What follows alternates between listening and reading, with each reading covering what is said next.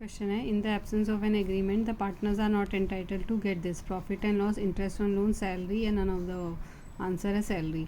Next है, X and Y share profits and losses in the ratio of 3:2. They admit Z for 1/6 share in profit. The new ratio of distribution of profit will be 3:2:1, 3:2:2, 4:1:1, 3:2:3.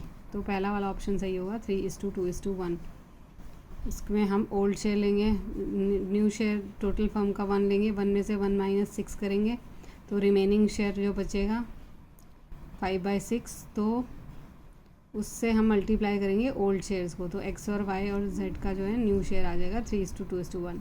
Next question है, A and B bring capital in the firm according to their profit sharing ratio that is 2:3. If A brings ₹50,000 as capital, what will be the B's capital? 60,000, 70,000, 72,500, 75,000.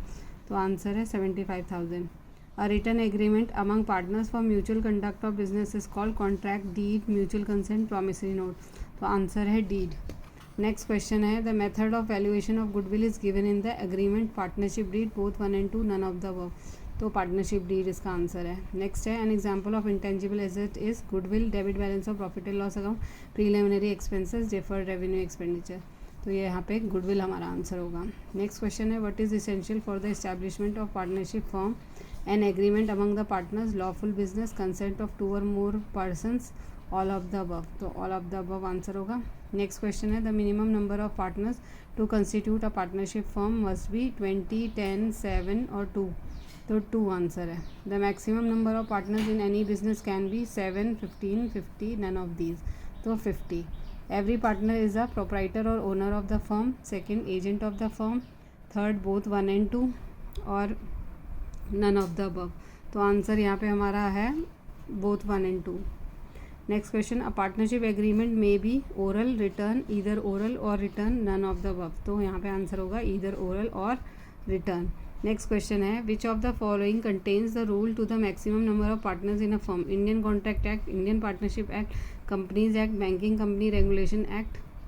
तो यहाँ पे Indian Partnership act आएगा. Next question है, a partnership created by registration, circumstances, contract, law of succession.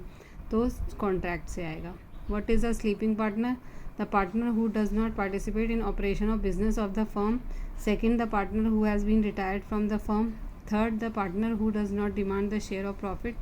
And fourth, all of the above. तो यहाँ पे answer होगा the partner who does not participate in operation of the business of the firm.